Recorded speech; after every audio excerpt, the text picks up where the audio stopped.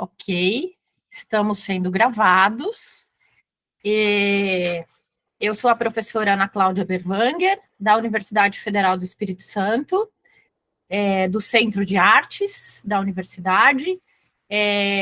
Eu estou aqui com todos vocês para receber o nosso convidado, Roberto Ivo Vaz, que é engenheiro do Politécnico do Porto. Confere, Roberto? Sim, e o Roberto foi convidado por nós para fazer uma apresentação sobre a experiência e os projetos e pesquisas dele sobre acessibilidade em museus. E nós te agradecemos imensamente, Roberto, a generosidade pela tua palestra. Este evento, essa palestra, ela é devida ao projeto de extensão que eu e a professora Miriam e o professor Jarrier, que está aqui também, e o Flávio Rabelo, estamos desenvolvendo juntos aqui na universidade, dedicados, né, são 2 projetos de extensão dedicados a 2 museus, o Museu Capixaba do Computador e o Museu de Minerais e Rochas. E a nossa iniciativa, acho que mais fundamental nesses projetos, é aprender com quem sabe. Então, nós temos convidado algumas pessoas, o Aurélio e a Karine Santana, que estão aqui também, foram nossos primeiros convidados e apresentaram seus projetos aqui para nos inspirar. E agora é o Roberto que vai fazer uma apresentação sobre a sua experiência, que inclusive tem uma parte desenvolvida no Brasil, né, Roberto? O Roberto tem uma formação na Faculdade de Engenharia em Aveiro, Roberto, correto? E depois fez uma parte da sua formação na Escola de Multimídia, também em Aveiro, e num programa de Digital Média na Universidade do Porto, com um convênio com uma universidade americana. Roberto, acho que você pode esclarecer melhor. Eu vou fechar o meu microfone. Renovo os meus agradecimentos a todos vocês que estão aqui no dia do feriado brasileiro, e muito obrigada ao Roberto também, e uma boa palestra para nós. E agora, Roberta, com você. Olá, outra vez. Obrigado por este convite. Antes de mais, queria agradecer à professora Ana Cláudia por me ter contactado há 2 anos, se não estou em erro, e por termos agora retomado este contacto, também à professora Miriam, claro, e a todos os outros intervenientes nestes 2 projetos, que eu já a professora Ana Cláudia já me apresentou e já consegui ver mais ou menos, dentro da minha disponibilidade também, aquilo que estão a desenvolver.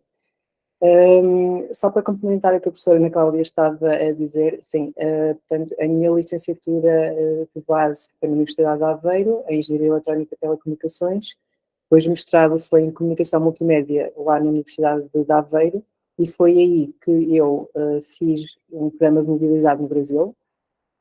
Foi durante essa altura que começou esta minha paixão pelos museus e começaram os projetos a aparecer. Eu depois vou falar um pouco sobre essa experiência. E depois regressei a Portugal novamente porque entrei no doutorado, no programa doutoral em mídias digitais, no ano de 2016. Foi então na Universidade do Porto e em parceria também com a Universidade Nova de Lisboa e com a Universidade do Texas em Austin. Eu vou então partilhar aqui a apresentação que preparei para hoje. Está aqui. Roberto, a Eusane levantou a mão. Penso que foi sem querer. Ok. Eu vou só partilhar aqui a apresentação.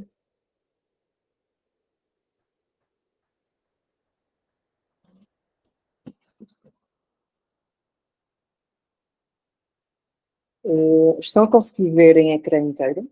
Em tela inteira? Perfeitamente, sim. Roberto. Sim? Ok.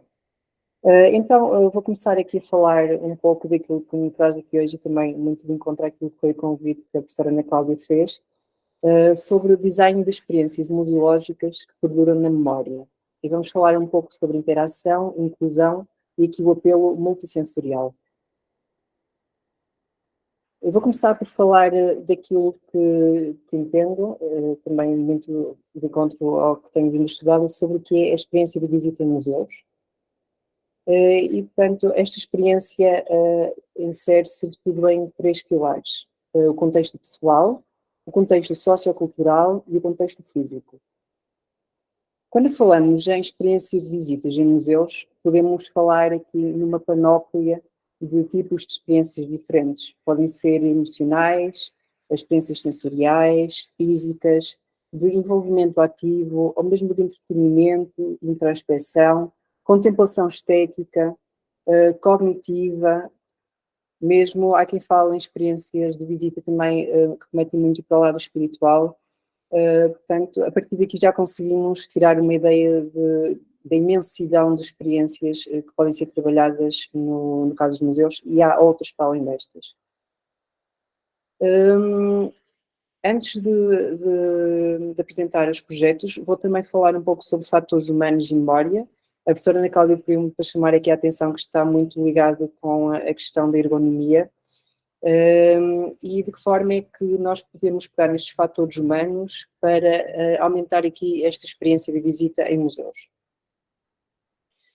Começo por falar nos 5 sentidos humanos, mais conhecidos. Temos aqui a visão, a audição, o olfato, o paladar e o tato, e dizer que eles são a nossa entrada sensorial. São eles que nos permitem comunicar entre nós e o mundo. São eles que fazem aqui esta ponte. No primeiro estágio da memória, estas informações passam para uma memória que se chama sensorial, que tem um período de armazenamento muito, muito curto. E é a partir do momento em que começamos a dar atenção a isto que nos rodeia, seja através do que estamos a ver, ouvir, cheirar ou tocar, que estas informações começam a transitar para um estágio da memória, chamada memória a curto prazo, mas que ainda assim tem um tempo de vida útil muito curto. A não ser que exista aqui um processo de manutenção que permita que esta informação sensorial aprendida passe para o terceiro estágio da memória, também conhecida como memória a longo prazo. Isto para dizer o quê? É nesta memória que nós armazenamos todas estas informações, através de codificação, e é esta memória que nós recorremos quando queremos tentar recuperar informação. Mas qual é que é a importância disto no contexto de visitas a museus? Esta memória, por sua vez, subdivide-se ainda em memória implícita e memória explícita. A memória implícita tem mais a ver com processos, com condicionamentos clássicos, com efeitos de priming, mas é na memória explícita que reside aquela importância associada muito à visita a museus. Porque dentro deste tipo de memória explícita, subdivide-se ainda a memória episódica, que está relacionada com eventos e experiências, e também a memória semântica, que tem que ver com conceitos, com conhecimento geral, coisas que nós vamos aprendendo. Além disso, chamo também aqui a importância de pensar num museu para todos. Aquilo que vos falei até agora teve que ver com adquirir todo este ambiente que nos rodeia através dos nossos sentidos. Mas quando começamos a olhar para a realidade, vemos que há várias pessoas que não conseguem, que não têm como utilizar todos estes sentidos. E o meu desafio é que comecemos aqui a pensar num museu para todos. Mas este desafio é árduo, porque somos todos muito diferentes. Aquilo que deixo aqui é então que podemos pensar num museu pelo menos para mais alguns. Em relação à importância da inclusão, trago aqui alguns pontos, apenas, uma coisa muito geral, sem estatística, sem números, mas para falar em inclusão é importante perceber que existem pessoas que têm deficiência, seja a nível sensorial, onde se encontra a deficiência visual, deficiência auditiva, seja a nível também de locomoção, deficiência física e também motora, seja a nível depois de compreender conceitos e de aprender essa parte mais cognitiva, tem que ver com a deficiência aqui intelectual. Temos também pessoas com transtorno do espectro autista, enfim, e casos em que existem múltiplas deficiências. Para além disso, quando pensamos em inclusão, temos de pensar também em pessoas. Pessoas que têm idades diferentes, têm backgrounds diferentes, têm conhecimentos diferentes e quando estamos a comunicar com crianças, jovens, adultos, idosos, por vezes podemos ter de adequar aqui aquilo que pretendemos comunicar, para ir muito de encontro a estas faixas etárias. E para além disso, temos ainda outros grupos marginalizados, que muitas vezes não são representados em museus, por questões de género, de etnia, de classe social, etc, etc, etc. Agora depois de dar aqui uma base mais ou menos teórica, vou apresentar alguns exemplos de projetos que eu fui desenvolvendo. O primeiro exemplo é então no MM Gerdau, no Museu das Minas e do Metal, que está localizado na Praça da Liberdade em Belo Horizonte, em Minas Gerais. E esta aventura começou em 2013, quando eu era aluno do mestrado em Comunicação Multimédia da Universidade de Aveiro. E no segundo ano decidi ir rumo ao Brasil para desenvolver aqui o projeto. Na altura trabalhei com a professora Ana Cecília Rocha Veiga, que é professora na Universidade Federal de Minas Gerais, e ela deu-me a conhecer, numa reunião que tivemos inicial, os vários museus que existiam em Belo Horizonte. São muitos, eles estão organizados alguns deles, num circuito, chama-se mesmo o Circuito da Liberdade, então, existe aqui uma série de museus interessantes e muito diferentes. E na altura, aquele que me despertou mais interesse, até mesmo pela parte tecnológica, foi o Museu das Minas e do Metal, e por isso, também por ter aqui uma certa afinidade com a questão de minerais e ter esse gosto já desde criança com a parte de geologia, acabei por ir para este museu. Aqui neste slide conseguimos ver então uma fotografia do Museu das Minas e do Metal, que está num prédio histórico, no prédio Rosa da Praça da Liberdade. E aqui nestas duas imagens à direita temos duas imagens daquilo que é o interior do museu. Destacar também que este é um museu de ciência e tecnologia em que o acervo principal é de mineralogia. Em 2014, como eu estava a dizer, isto foi um percurso que foi evoluindo e estas fotos estão aqui, é do meu projeto final de mestrado. Na altura, eu ainda não tinha tido muito contacto com a questão de deficiência, nunca tinha estado muito presente e na minha altura, na altura, a minha ideia era conseguir proporcionar a todos os visitantes experiências de interação diferentes com amostras de minerais. A diretora do museu, que era a doutora Helena Mourão, deu autorização para utilizar aqui 4 peças do acervo que estavam, digamos, a mais, que não tinham grande valor comercial nem grande valor para o museu, mas que permitiam comunicar aqui temas de mineralogia de formas multissensoriais. Então, aquilo que se fez inicialmente foi desenvolver um expositor interativo, que eu chamei protótipo, para começar a testar esta ideia.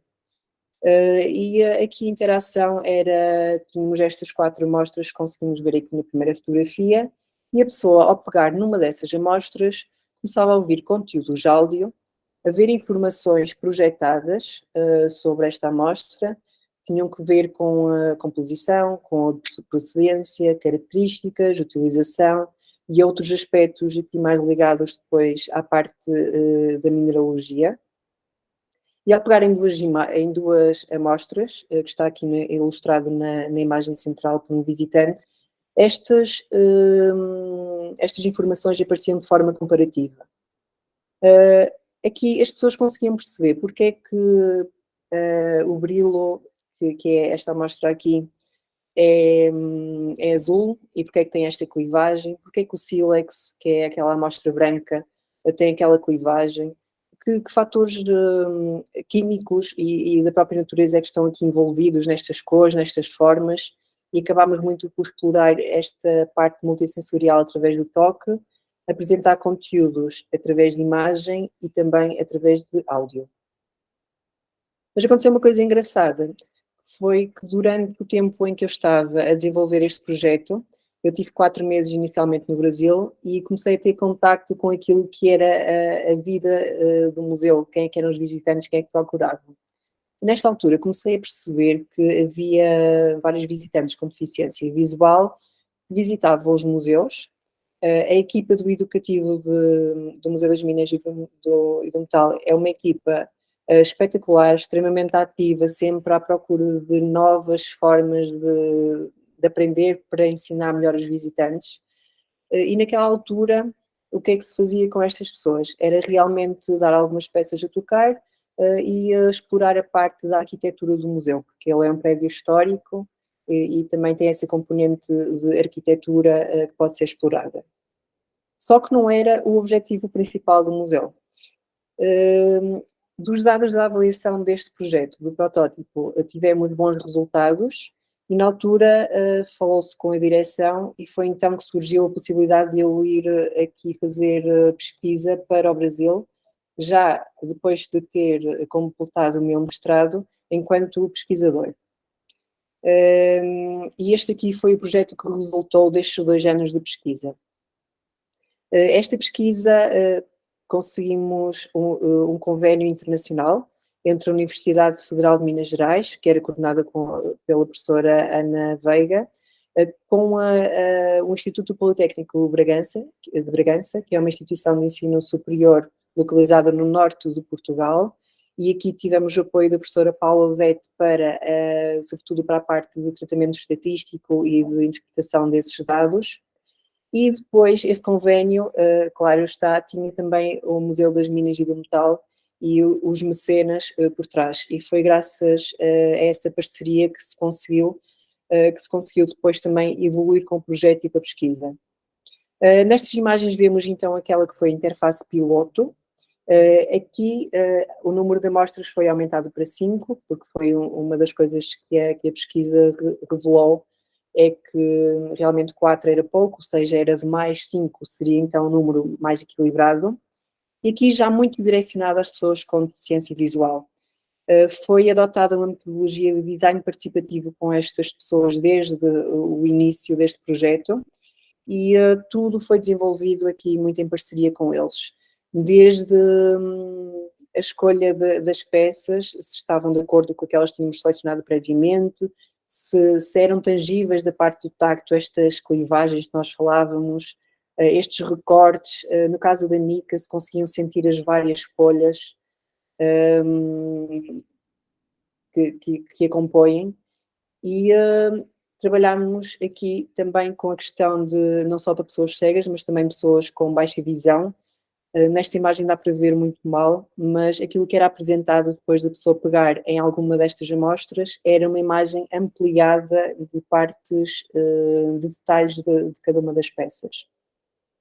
Para além disso, tinha também texto ampliado, também se vê aqui muito mal, para conseguir, para permitir a que quem ainda conseguisse ver cores, texturas, que pudesse então, através destas imagens ampliadas, de certa forma, emergir dentro destas peças. E tal como no protótipo, aqui as informações eram apresentadas também na forma de áudio, de toque e comparativas. Quando eram pegadas em 2 amostras, apareciam estas imagens ampliadas de cada uma delas e eram explicados estes conteúdos. Este foi o projeto piloto, que terminou em 2016. E nesta altura aconteceu outra coisa engraçada, que foi, eu senti necessidade de progredir na parte dos meus estudos e na parte académica, e quando ainda estava no museu, e depois de já ter visto a realidade do museu, já tinha um projeto para apresentar aqui à Universidade do Porto, onde eu acabei por fazer o doutorado, sobre tecnologia assistiva para complementar a experiência de visita de pessoas com deficiência visual em museus. Mas antes de me vir embora, a diretora lançou-me um desafio, que foi escrever uma candidatura sobre este projeto ao programa Ibermuseus, que é basicamente um consórcio de países da América Central e do Sul e também aqui da Península Ibérica, se não estou em erro, E na altura, como nós já tínhamos o piloto desenvolvido, já tínhamos muitos dados, já tínhamos projeto de mobiliário feito, tínhamos conteúdos, tínhamos várias peças para além destas que estavam selecionadas, já estavam trabalhadas e que poderiam incluir aqui num circuito acessível, foi essa a proposta que eu enviei então para o tal concurso. Felizmente, e recebi essa notícia já em Portugal, em novembro de 2016, o Museu das Minas do Metal tinha sido finalista, penso que foram 138, 136 museus que concorreram no total, e o Museu das Minas do Metal com este projeto foi o único finalista do Brasil. Isso deixou muito feliz. Foi investido aqui, na altura aquilo que nos deram foi $10.000 para investir neste projeto, e eu acabei por colaborar muito presentemente, mas aqui à distância. Tive algumas passagens pelo Brasil, muito pontuais, colaborei mesmo, foi na parte de pesquisa e também na parte de consultadoria. E este aqui é então o circuito, algumas imagens deste circuito, que foi inaugurado em 2018. Nós trabalhámos a partir de 2017 no projeto, ele foi inaugurado em 2018 e encontra-se atualmente em exposição permanente do Museu das Minas e do Metal. Aqui vocês podem observar diferenças que foram surgindo, também muito dos dados da pesquisa. Por exemplo, no caso do mobiliário, na parte do piloto tivemos pessoas com deficiência motora a visitar, cadeirantes, e eles disseram-nos porque é que nós não podemos estar de frente para o expositor em vez de estar de lado. Então foi necessário refazer aqui a peça de mobiliário, para receber os componentes tecnológicos, todos os componentes eletrónicos para permitir esta interação e a apresentação de conteúdos multimédia e também para acomodar, lá está, os visitantes que quisessem ficar de frente, terem essa liberdade. Este projeto foi pensado já numa ótica mais de design universal para atender a pessoas com deficiência visual, cegas ou com baixa visão, para pessoas com deficiência auditiva, e por isso os conteúdos multimédia incluíam sempre linguagem gestual, em libras. Depois também pessoas com dificuldades e mesmo com deficiência física, o caso dos cadeirantes que já falei, e tirou-se aqui a interação que era pegar nestes objetos, porque pessoas com dificuldades motoras poderiam ter dessas dificuldades, então optou-se por deixar os objetos pousados no expositor, ter botões para acionar esses conteúdos. Enquanto as pessoas vão conhecendo esses conteúdos, vão podendo visualizar imagens e outras informações, podem ir sempre tateando e explorando estas peças ao seu próprio ritmo. E referir também que são 3 destes expositores que estão distribuídos por todos os andares do museu, porque uma das queixas durante a fase de avaliação foi que no caso de pessoas com deficiência visual, muitas vezes estavam condicionadas a uma certa sala do museu, a um certo período de tempo em que teriam de estar presentes, por exemplo, só poderiam visitar no sábado, e por aí fora. Havia uma série de condicionantes. E aqui a direção, felizmente, optou por abrir este projeto a todo o museu, durante todo o funcionamento, para que cada vez mais visitantes pudessem interagir com o Museu das Minas e do Metal e ficar a conhecer mais sobre o seu espólio e a sua história, mesmo a importância para a história de Minas Gerais. Aqui estão mais algumas imagens destes expositores, aqui temos mais um, do lado esquerdo, e do lado direito temos alguns detalhes da parte do expositor com estes conteúdos multimédia e aqui uma parte da própria tela com a comunicação destes conteúdos.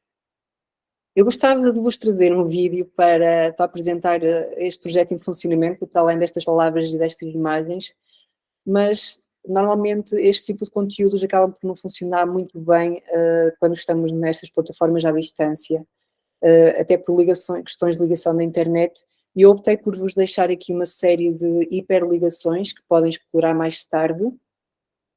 Temos aqui, no caso, o website que foi desenvolvido para este projeto, que detalha todo o processo, desde o protótipo, o piloto, até à versão de implementação da exposição. final.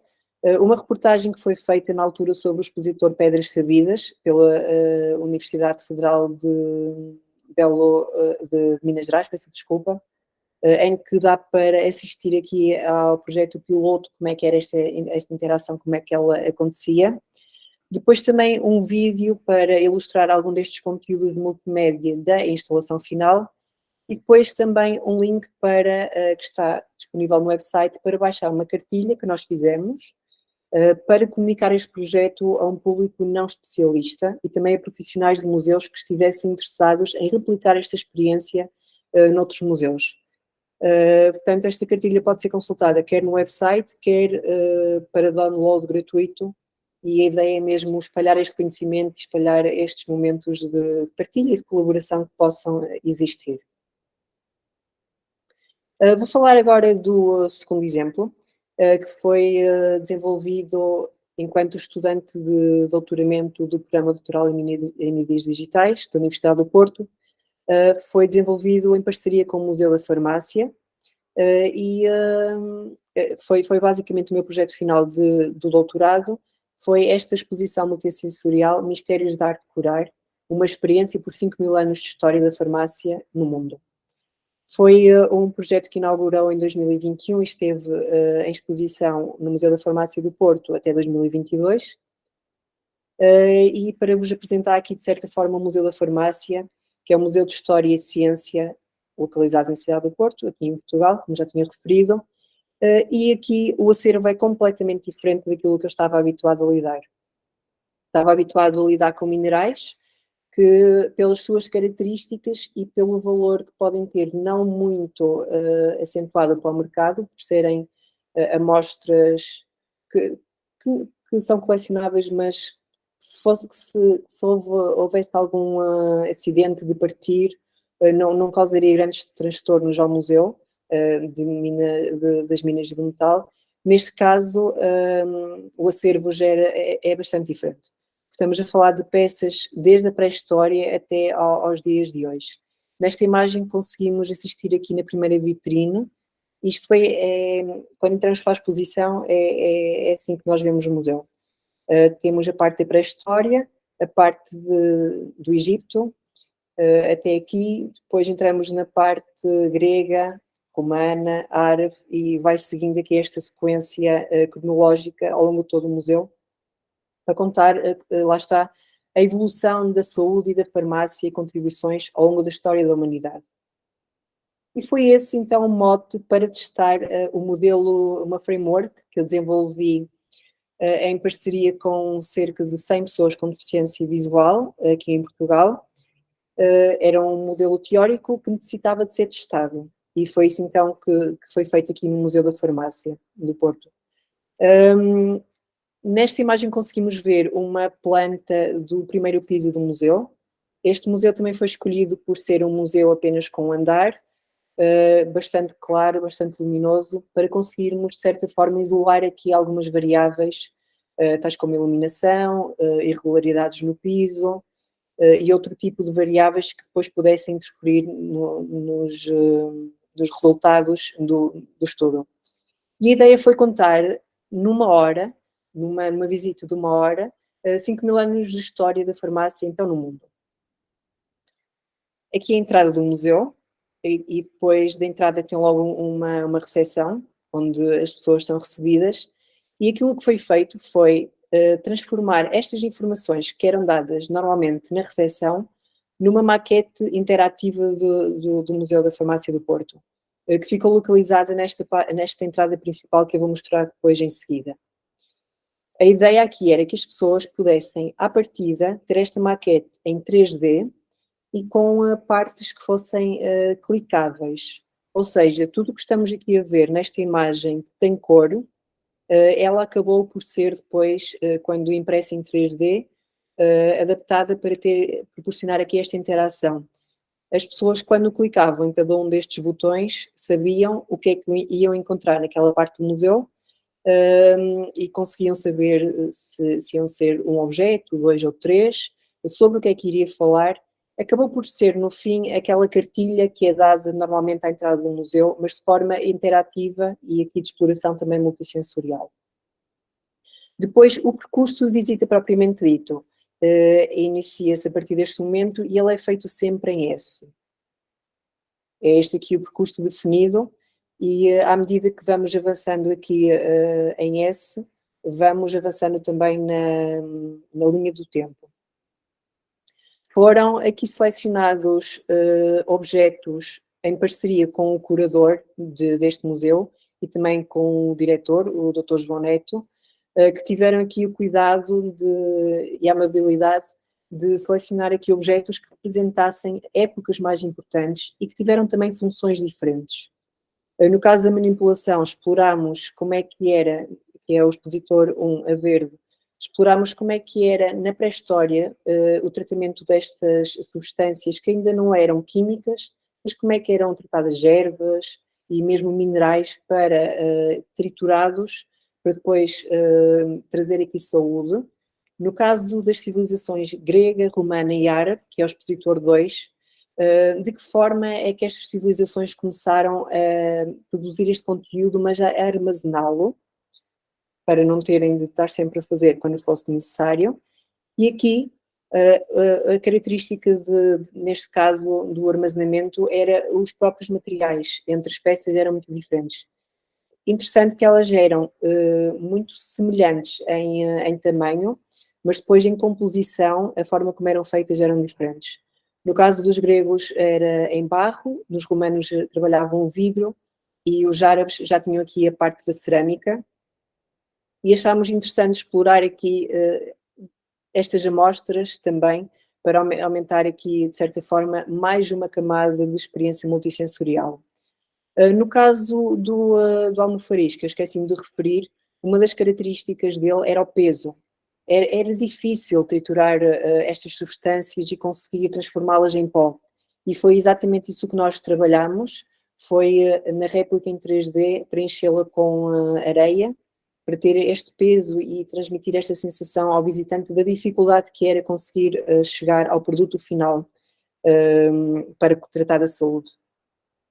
Depois avançamos aqui para o expositor 3, que tem que ver com civilizações árabes que começaram a sentir a necessidade de, para além de produzir e armazenar, de registar, de deixar este conhecimento escrito para gerações vindouras sobre como é que se poderiam aqui tratar. Avançamos depois para o caso do expositor 4 e 5, e aqui trabalhamos muito a questão dos rituais ligados à África, também ao Oriente, à América do Sul também trabalhamos e à América Central do Sul, no caso das civilizações incas e civilizações maias, e então aqui a ideia era explorar estes rituais, de que forma é que estes povos e estas civilizações tratavam a saúde, recorrendo a deuses, recorrendo a agulhas de acupuntura, fazendo estes pedidos, e foi muito aqui, foi muito nessa ótica que foram trabalhados os temas da saúde neste caso. Só para referir, a parte budista aqui era um modelo que era usado nestes países para o estudo da acupuntura, um modelo com 1,10 m de altura, consegue imaginar que ele era bastante grande, em comparação aqui com a África, que utilizavam aquelas esculturas em madeira e pregavam pregos muito associados aqui depois a feitiços para pedir saúde, pedir prosperidade e cura. No caso da América Central e do Sul, trabalhamos o caso dos povos indígenas no Brasil, muito esta questão de materiais animais, que foram também depois replicados, que eu vou explicar à frente, e destas cerimónias que eram feitas para chamar lá está esta saúde e pedir esta proteção. No caso de civilizações maias, incas, eles trabalhavam a saúde aqui um bocado na ótica dos países árabes, porque eles construíam este tipo de recipientes com formas de animais para saber a composição daquilo que era feito o produto que os iria curar mais tarde. Neste caso, trabalhámos com a forma de um sapo, por ser aquela que foi considerada a primordial dentro do acervo do Museu da Farmácia do Porto. Avançamos depois para a Idade Média, aqui a parte de motivos decorativos, em que temos um vaso cerâmico selecionado, que serviu para armazenar, mas para além disso, nesta altura, as peças começaram também a comunicar aquilo que continham lá dentro. Nesta imagem vê-se mal, mas conseguimos ver que existe aqui como se fosse uma etiqueta a dizer aquilo que continha aqui este recipiente. Eu, se não estou em erro, era água de rosas, já não tenho isso bem presente, mas para além disso, para além desta função de armazenamento, estes recipientes tinham também uma função decorativa. Eles eram pintados com motivos vegetais, também para trazer aqui esta beleza. Avançamos depois para o caso da farmácia portátil, aqui já muito próximo da nossa realidade atual, em que foi trabalhada a questão da farmácia química, substâncias químicas. E aqui, uma vez que é uma realidade muito presente, nós conseguimos replicar uma caixa farmácia, uma caixa de madeira que chamava-se farmácia portátil, que era utilizada pelos farmacêuticos para se deslocarem a vilas mais remotas para oferecer esta cura aos doentes. E, para além disso, foram utilizados também 8 frascos em vidro originais da coleção do museu. Uma vez mais, portanto, o museu acabou por ter esta amabilidade de deixar os visitantes interagirem com estes frascos, e cada um deles continha substâncias farmacêuticas atuais, seja álcool, acetona, água oxigenada, enfim, tínhamos 8 que foram selecionadas também aqui em parceria com a diretora técnica de uma farmácia, que ajudou aqui a selecionar esta série de componentes que depois serviram de jogo. A ideia era que as pessoas pudessem, ao abrir a caixa, ter acesso a estes conteúdos áudio e tentar descobrir que cheiro é que estava dentro daqueles recipientes. A visita termina depois, no caso de 2 farmácias, e são 2 farmácias reais que estão presentes neste museu. No caso da farmácia Estácio, era uma farmácia que estava na Baixa do Porto, daqui da cidade do Porto, e que sofreu um grande incêndio, mas que o museu conseguiu depois comprar e preservar parte desta farmácia no próprio espaço museológico.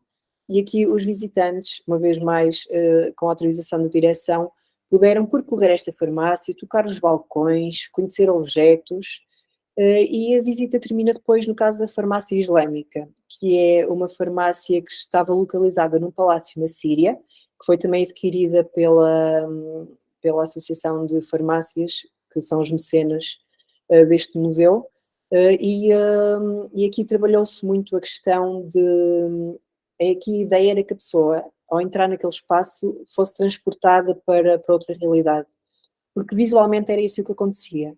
Quando nós entramos naquele espaço, sentimos que saímos do mundo ocidental e daquilo que estamos habituados e que entramos numa nova realidade. Então aqui, para além dos conteúdos áudio que eram oferecidos em todos estes pontos interativos, da parte de toque que era oferecida também em todos os pontos interativos, tínhamos também a camada olfativa e de ambiente e de música que foi trabalhada para causar aqui esta imersão. Como eu já referi, esta visita tinha então 10 pontos acessíveis, todos eles interativos, e proporcionamos então aqui experiências multissensoriais de toque, som e cheiro. Na altura eu também quis trabalhar a parte do paladar, mas este projeto foi feito em plena pandemia, foi no ano 2020, e por questões de saúde pública tivemos de deixar essa questão completamente de lado, por causa das várias condicionantes que existiam na altura. Ainda de referir que todos estes conteúdos áudio, para além de informações históricas e museológicas, eram acompanhadas de conteúdos de audiodescrição, e aqui que fossem acessíveis para transmitir esta acessibilidade a pessoas com deficiência visual Mas o que se percebeu no fim foi que mesmo o público normovisual acabou por tirar muito partido destas locuções. Só para terminar aqui a explicação, depois já vou mostrar o resultado final. Os visitantes podiam também utilizar uma aplicação com realidade aumentada para saber a posição em que se encontravam no museu, saber que dali a 5 metros iam encontrar o expositor 2, por exemplo, e o que é que iriam encontrar lá, para relembrar aquilo que tinham visto inicialmente na maquete interativa. Eu vou passar então agora para a parte das imagens. Estas foram as réplicas feitas dos objetos que eu já referi. Todas elas foram feitas à escala real, com exceção do modelo de acupuntura, que foi reduzido para 5 vezes na sua escala, para permitir às pessoas tocar nelas e explorar. E também aqui um relevo da pintura deste pote em cerâmica. Para além disso, houve objetos que, se fossem replicados em 3D, iriam perder muitas das suas características e daquilo que os torna únicos. Era o caso da farmácia portátil, por ter madeira, o veludo, transmitia aqui sensações de toque diferentes. O caso deste toucado indígena também, que utilizava lá está, estes materiais muito orgânicos, muito ligados ao reino animal. E o caso também do ferro e da madeira e mesmo folhas de livro. Então aqui optou-se por fazer réplicas com materiais semelhantes aos originais. Portanto, é aqui o caso da madeira e do veludo. Aqui é material sintético para imitar o pelo de onça, esta aqui é a réplica de um objeto que estava no museu e que usava precisamente pelo de onça e penas. No caso das estatuetas africanas, era para comunicar aqui esta ideia de pregar ferro na madeira para pedir a saúde, e no caso do livro, folhas muito frágeis, para dar aqui esta sensação também de que este conhecimento era muito antigo e que deveria ser manuseado com muito cuidado. Esta aqui é a parte da maquete interativa em 3D que foi desenvolvida. Eu não vou entrar aqui em detalhes muito técnicos ligados à parte tecnológica, porque acho que não trazem muito para aquilo que se pretende hoje. Aqui também estão mais alguns exemplos depois de estruturas que foram feitas. Aqui tem muito a ver com o design de interação, experiência do utilizador, para acomodar estas peças e depois todo o sistema eletrónico que permite a apresentação dos conteúdos multimédia. E eu vou apresentar então, mostrar aqui algumas imagens do produto final desta exposição já no Museu da Farmácia do Porto. Aqui é a parte inicial, com a maquete interativa e com as várias peças destacadas a veludo, para dar este contraste sensorial ao explorar. O primeiro corredor, com os objetos em cada um destes expositores. Eu não referi anteriormente, mas desde o projeto do Museu das Minas e do Metal, tenho vindo a trabalhar com o guia da acessibilidade do Smithsonian, da instituição norte-americana, porque eles têm muito bem documentado esta parte dos expositores, quanto é que deve ser a dimensão, para este design universal, para pessoas cadeirantes, crianças, adultos, pessoas altas, baixas, consigam todas interagir com estes objetos e conseguir tirar partido deles.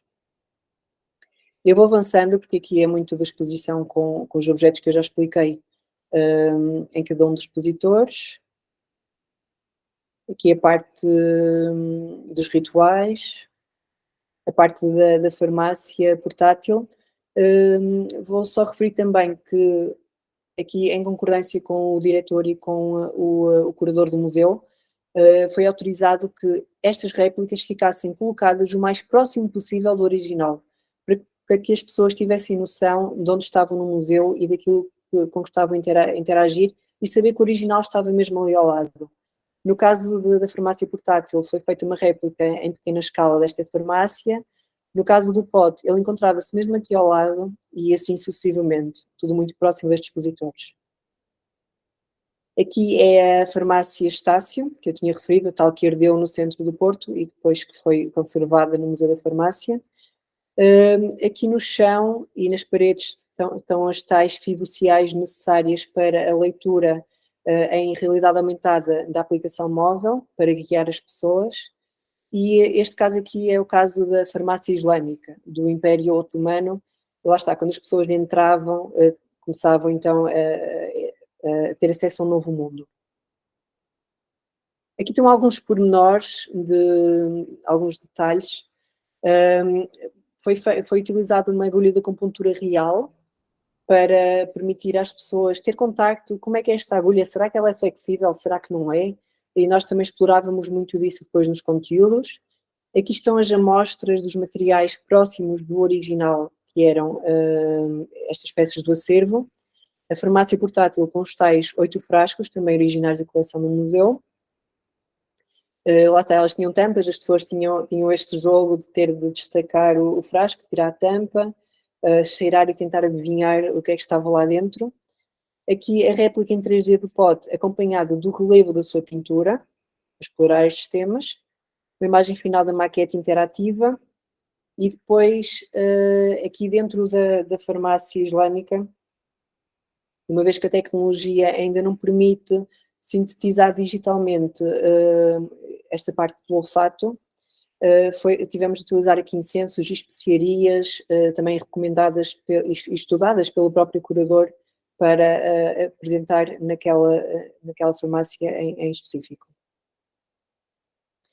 Uma vez mais, gostava de vos trazer aqui estes conteúdos de vídeo para que pudessem ver em funcionamento, mas deixo-vos aqui estes links para um vídeo de uma visita curta a esta exposição, para terem noção de como é que era aqui a interação, como é que eram apresentados os conteúdos de áudio e o próprio percurso, como é que acontecia.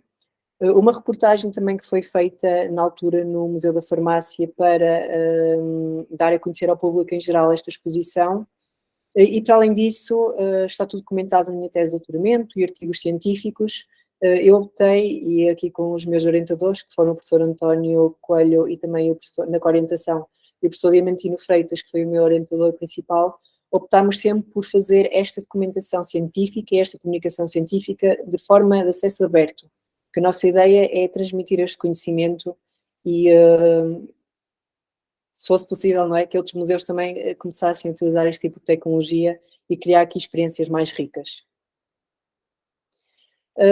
O terceiro exemplo foi um exemplo em que eu participei já como doutorado, já tinha terminado o meu doutoramento, e foi aqui a convite da Reitoria da Universidade do Porto, que eles na altura inauguraram a exposição, estavam a preparar, quando me foi feito este convite, a exposição José Rodrigues, o Guardador do Sol.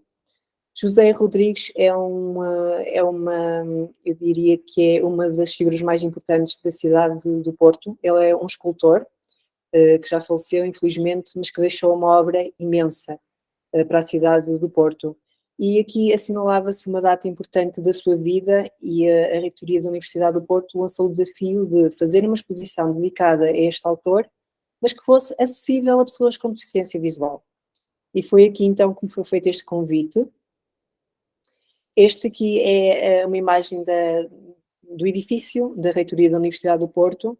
A exposição acontece na Casa Comum, que entrando é aqui nesta parte à esquerda. Tem mesmo aqui um espaço de exposições, aqui a entrada da Casa Comum.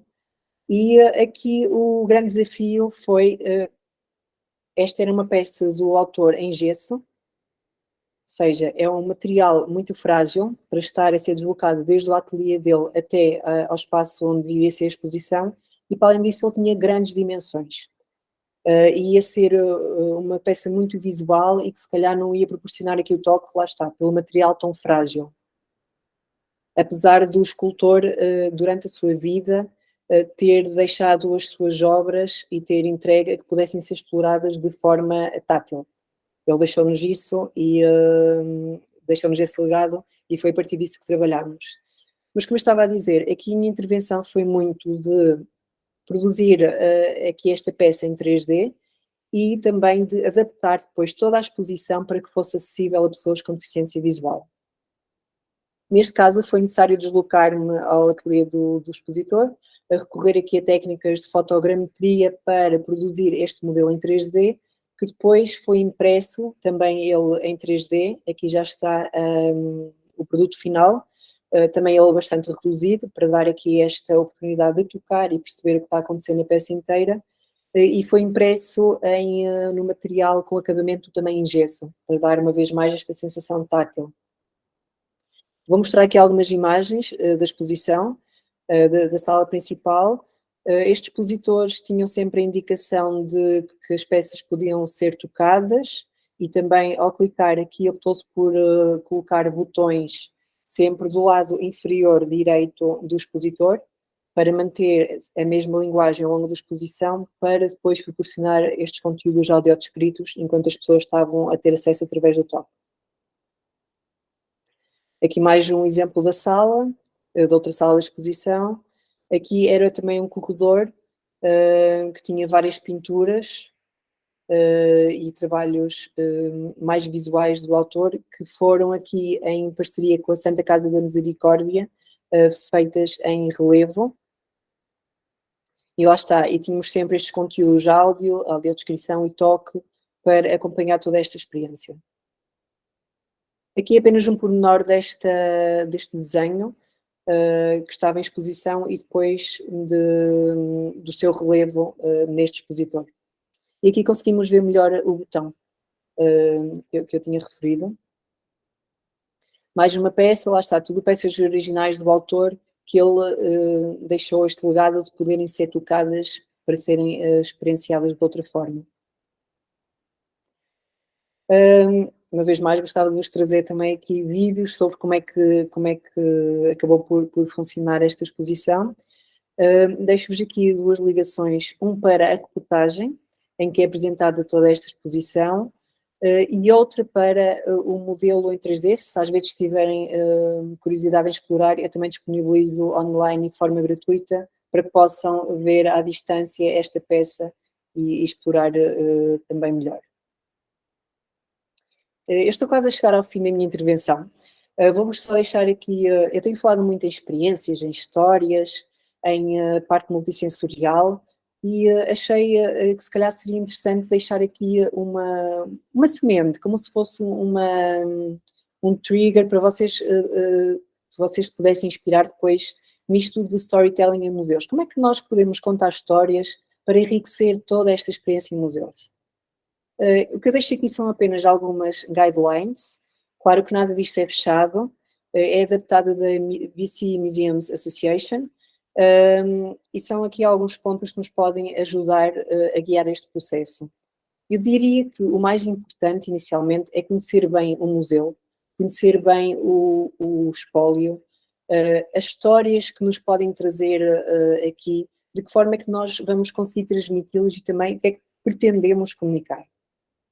Depois de já termos todo esse trabalho feito, que na minha ótica é talvez o trabalho mais importante a ser desenvolvido quando estamos a pensar conceber exposições, depois disso temos também de conhecer quem é que são os nossos visitantes, quem é que é o nosso público-alvo, que interesses mais particulares, mais genéricos é que podem ter aqui nesta exposição que nós pretendemos desenvolver. Claro que isto respeitando sempre os visitantes, nunca assumindo que são visitantes que não sabem nada do assunto ou que sabem tudo.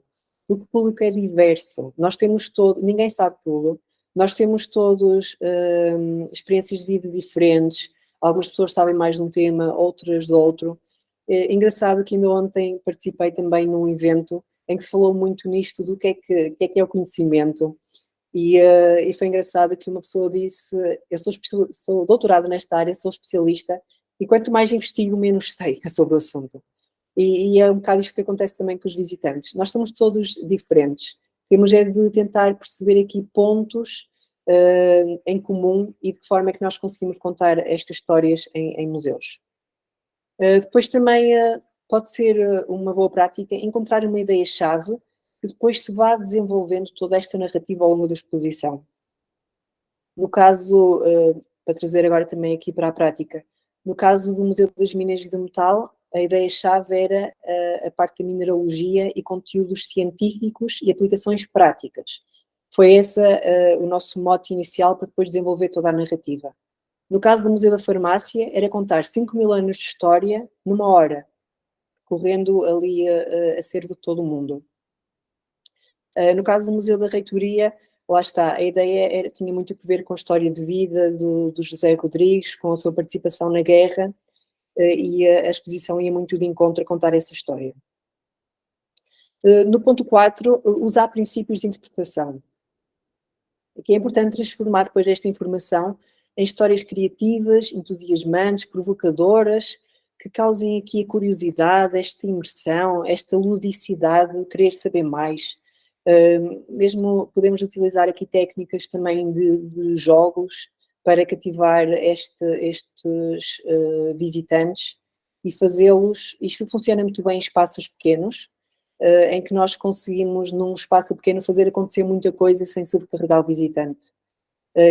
Portanto, usar aqui estes princípios de interpretação para transformar estas histórias criativas pode ser também uma boa prática. Depois, muito importante, ser conciso. Nós sabemos que as pessoas, quando visitam museus, vêm, algumas podem ir com o dia todo, mas possivelmente terão alguns compromissos. Portanto, o que eu quero dizer é que uma visita a museu não deve durar para sempre. Deve ser algo que as pessoas possam fazer e, se calhar, numa hora, diria eu, conseguir ter uma ideia geral. Depois, claro, se quiserem voltar, aprofundar conhecimentos, estão à vontade. Mas, da minha ótica, quando alguém entra num museu e numa exposição, deve conseguir sair de lá com uma ideia geral de tudo. E lá está, ser conciso pode ajudar muito a focar essas ideias. E o ponto mais importante, aqui muito ligado à parte de design thinking, mesmo o design centrado no utilizador, observar. Eu aqui, no caso do Museu das Minas e do Metal, tive essa sorte porque o meu laboratório era o próprio museu. Então eu estive em contacto todos os dias com o público. Eu observava comportamentos, conversas, as próprias dinâmicas e locomoção deles dentro do museu também era uma coisa engraçada de ver, porque a visitação nesse caso era livre. E observar, perceber o que é que está a chamar mais a atenção, que temas é que estão a ser mais falados, e de forma é que nós conseguimos depois melhorar também aqui estas experiências que estamos a tentar transmitir. Para terminar, vou falar aqui dos mídias digitais, porque é a minha área de especialização e a área porque eu sou apaixonada. Este design de mídias digitais pode ser utilizado para potenciar aqui estas experiências de visita. Atualmente temos uma panóplia de aplicações gratuitas, de QR codes. Acho que agora a dificuldade é muito por onde é que vamos, como é que vamos escolher. E a ideia aqui é mesmo transmitir que podemos utilizar esta tecnologia para comunicar de forma fácil e de forma também muito rica estas exposições, ou seja, aumentá-las, trazer aqui uma camada extra de vídeo, de som, de texto, fotografias que possam servir de suporte, e também agora está muito em voga a parte de realidade aumentada, lá está, para criar aqui modelos em 3D, estes jogos, dinâmicas dentro da própria visita. Pronto, eu não vou alongar muito nesta parte de tecnologia porque seria tema para outra palestra, mas é só para vos deixar aqui esta ideia de que a tecnologia pode nos ajudar e muito e cada vez mais em aumentar esta experiência de visita em museus. Obrigada pela vossa atenção. Não sei se posso terminar aqui a partilha. Roberto, nossa, que emocionante, muito obrigada. Eu Obrigada. já tomei a palavra aqui atrevidamente para mim, mas foi para te agradecer e para daí passar a palavra para a nossa audiência. Eu anotei muitas coisas que eu quero comentar e perguntar, e eu sei que o Aurélio e a Karine vão fazer uma pergunta também que é igual à minha, então eu vou deixar as perguntas para daqui a pouco. A Arielle levantou a mão, pessoal, e vocês aí também levantem as mãos para a gente conversar.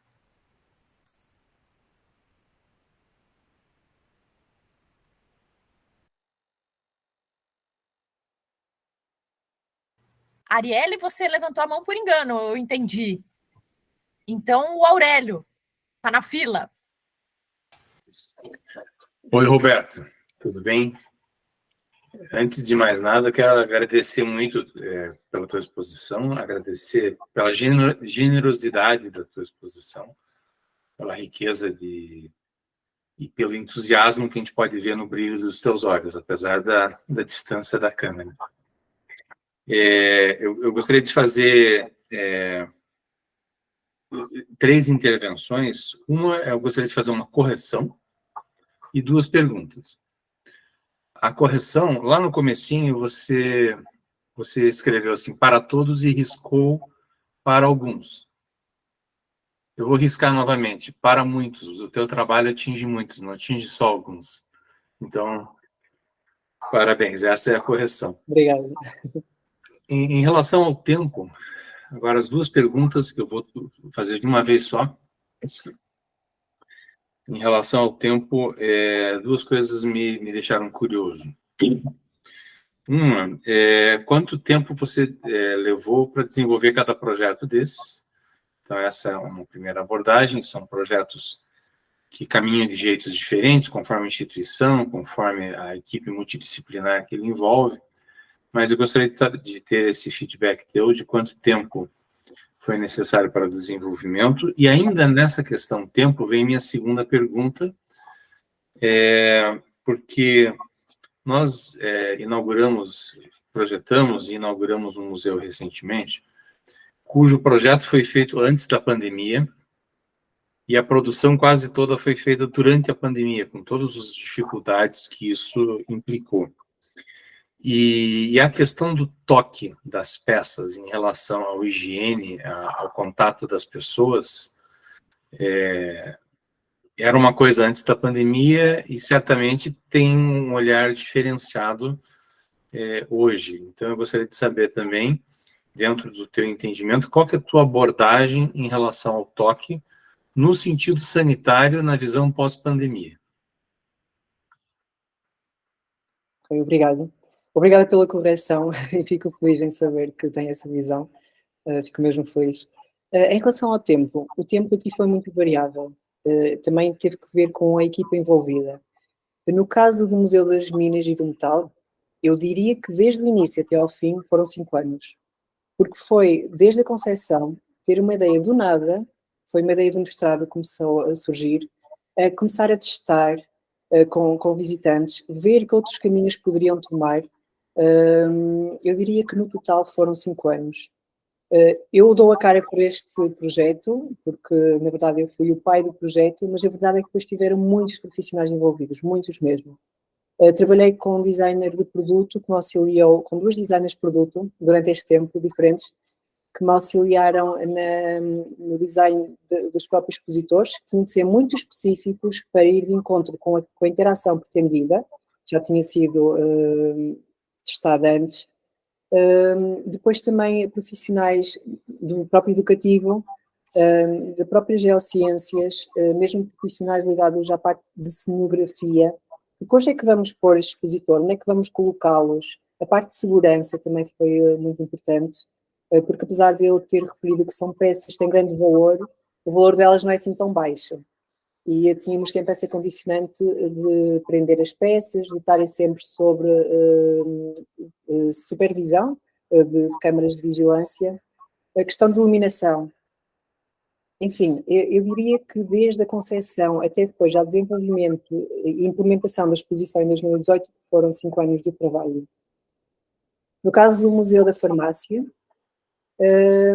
diria que foram 4 anos, porque foi o meu projeto de doutorado que acabou por culminar naquela exposição.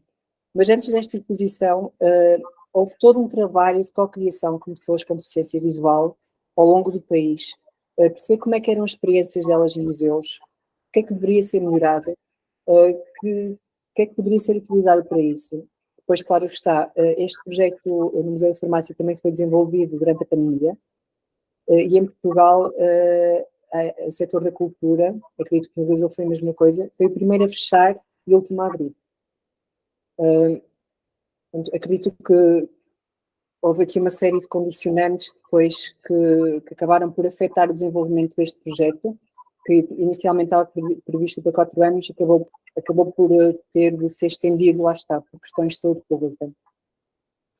No caso da terceira exposição no Museu da Reitoria, na Reitoria, na Casa Comum, aqui foi uma exposição mais rápida, porque lá está, eu estava a trabalhar com profissionais da área, eles sabem o que fazem, têm timings, têm orçamento, têm tudo muito dedicado. Enquanto que nos outros casos eu também precisei estar a submeter projetos e procurar financiamento internacional.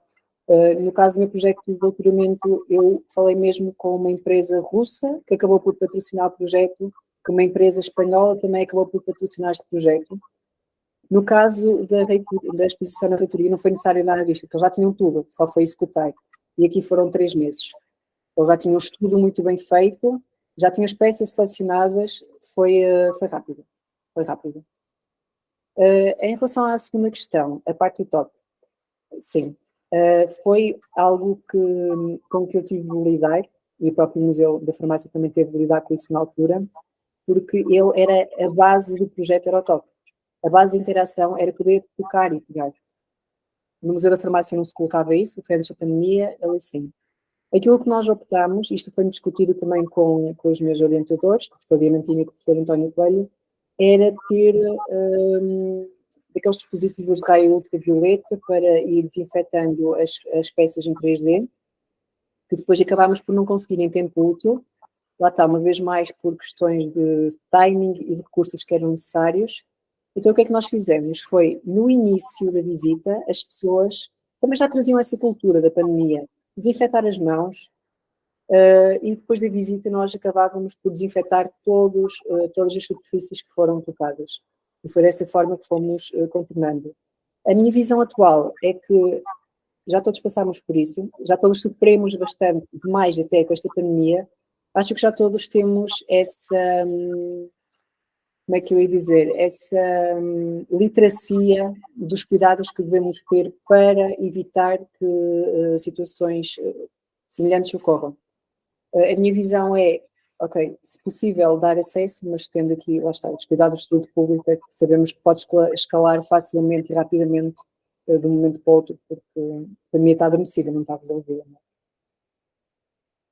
Não sei se acabei por responder às questões. Foi bem interessante a tua visão, a gente compartilha de várias opiniões, assim, e realmente é interessante como o cenário muda, né? As tecnologias mudam, as expectativas do público, a cultura muda, é muito dinâmica, né? Trabalhamos numa área dinâmica e é isso, temos que nos adaptar. Muito obrigado. Obrigado. Temos mais inscritas aqui, Kelly, Marina e Karine. Daqui a pouco eu vou levantar minha mão. Antes de eu passar a palavra, eu quero registrar a presença do professor Edson Rufino, nosso colega de departamento, meu colega e da Miriam, e é o nosso professor de ergonomia. Eu não sabia se ele viria, mas eu quero agradecer, Edson, que bom que você está aqui. E agora, Kelly, tua vez. Boa tarde, gente. Boa tarde, Roberto. Então, eu ia falar realmente sobre isso. Não sabia que o Edson estava aqui também, mas eu ia comentar que eu sou aluna de design, né, da UFES, e atualmente eu estou fazendo a matéria de acessibilidade e também uma matéria com a professora Paula, que é sobre museus. Então, foi muito bom ver vários exemplos, né, 3 exemplos de projetos com acessibilidade em museus. Então, só queria deixar esse comentário. E uma pergunta foi que no Museu da Farmácia, eu fiquei com uma dúvida assim, que você mostrou a planta baixa, né, do museu. Você, como designer, como pesquisador e tal, como parte desse projeto, você como se diz? Você participou da curadoria também, por exemplo, porque tinha várias etapas, né? Etapa 1, 2, 3, 4. Você participa dessa parte de curadoria da exposição ou isso é só uma outra pessoa que decide isso e vocês vão construindo juntos ou você faz parte dessa etapa? Obrigada, Kelly, pela pergunta. No meu caso, eu gosto de participar em tudo, porque eu sou muito curiosa, quero saber um bocadinho sobre tudo. Tenho às vezes opiniões para dar que ninguém me perguntam, mas já que eu estou envolvido no projeto, gosto de participar em tudo. No caso do Museu da Farmácia, os objetos foram selecionados pelo curador do museu, também comigo, presencialmente. Visitámos várias vezes o museu, olhámos para as várias peças, ele contava as histórias, este serve para isto, aquele serve para aquilo, este aqui é o que eu considero o melhor, e às vezes dizia, mas aquele ali é mais bonito, é mais interessante, do ponto de vista tátil, se calhar pode vir a ser mais interessante, e eu diria que é aqui um jogo de negociação entre aquilo que o designer quer dar a comunicar, e mesmo da parte depois museológica, tentar haver aqui um equilíbrio, porque nós temos, no meu caso, eu trabalho muito com a experiência, então temos que pensar numa ótica global. Apesar de alguma peça, se calhar, poder vir a ser mais interessante, do ponto de vista de exploração e de experiência, pode não ser assim tão rica. Mas para responder à pergunta, eu participo em tudo, eu gosto de estar com a designer de mobiliário, ver, ok, as dimensões são estas, fazemos protótipos em baixa fiabilidade em cartão, em Paraná, acho que é o nome no Brasil. Testamos isso, vemos alturas, chamamos público, testamos interação e é muito nessa ótica.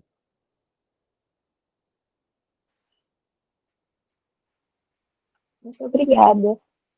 Obrigada. Marina? Oi, então, primeiramente queria agradecer pela palestra incrível, né? Muito rica.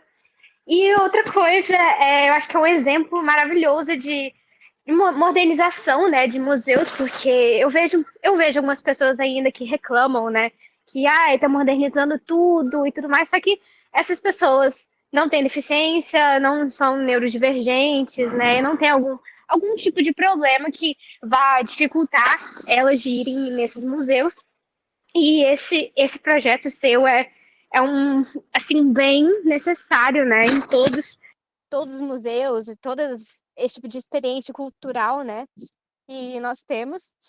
E outra coisa assim, eu acho que, na minha opinião, né, e assim como a maioria das pessoas também, é que esses museus, principalmente museus que têm objetos de outras culturas, representando outras culturas, né, não do próprio país e tudo mais, eles devem usar de projetos como os seus porra, você tá usando, desculpa o palavrão, mas como você tá ali mostrando para todos coisas que, assim, na teoria nem são suas, poder pelo menos mostrar para todos mesmo, e explicar para todos, e, sei lá, ensinar a todos, não só alguns.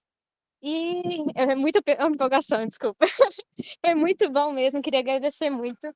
E é isso aí, eu não tenho pergunta, desculpa, não consegui pensar em uma, mas pensei em um comentário.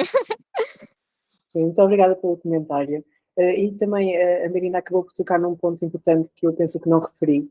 É que estas experiências, apesar de terem sido pensadas numa ótica de design universal, e aqui mais para pessoas com deficiência visual e com outro tipo de deficiência, foi interessante ver que o próprio público normovisual acabou por usufruir de formas completamente inesperadas de todos estes casos.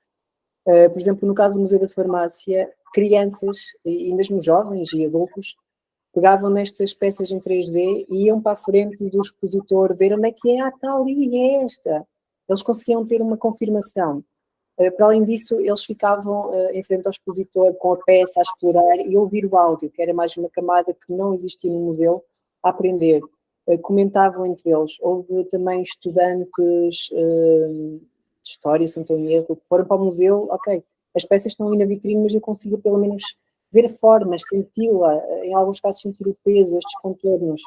E acabou por ser uma experiência muito rica depois para todos. Muito obrigada. Obrigada. Karine? Oi, estou aqui. Roberto, muito, muito obrigada e parabéns, parabéns, é um trabalho maravilhoso e a gente vê, como o Aurélio disse, o brilho nos olhos, né? O amor que você tem pelo teu trabalho. E como você disse agora, há pouco, a tua especialidade é a experiência, né? Tendo em vista que você trabalha tanto com a parte tecnológica quanto analógica, dentro dessa tua experiência, dessas experiências, o que você vê que o impacto, vamos dizer assim, traz um maior brilho no olhar do visitante, ou traz a maior memória, né? Ou que fixa melhor a memória, como você falou no início, né? Então, a tecnologia é encantadora, né? As pessoas, a gente se encanta com a tecnologia, mas existe também, como você falou, os jogos. Então, eu queria essa tua visão, assim, de como que é esse impacto da tecnologia e da analogia para as experiências. Obrigada, Karine.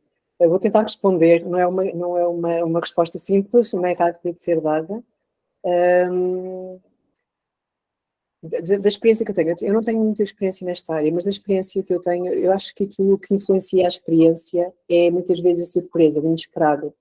Porque ninguém está à espera de entrar no museu e de repente poder tocar em peças do museu. Porque é uma barreira à partida que as pessoas sabem. Existe uma vitrine, existe é uma condicionante social. Em museus vai-se para ver, o museu é um espaço visual.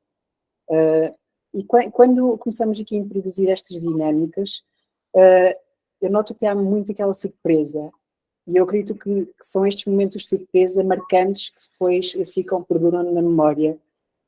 Depois, este tipo de surpresas, poder pegar em objetos, de ir ouvindo, também acabam por gerar diálogos entre visitantes, que também acho que é uma coisa muito positiva, porque também queremos gerar conhecimento e conversas em torno daquilo que está a ser apresentado.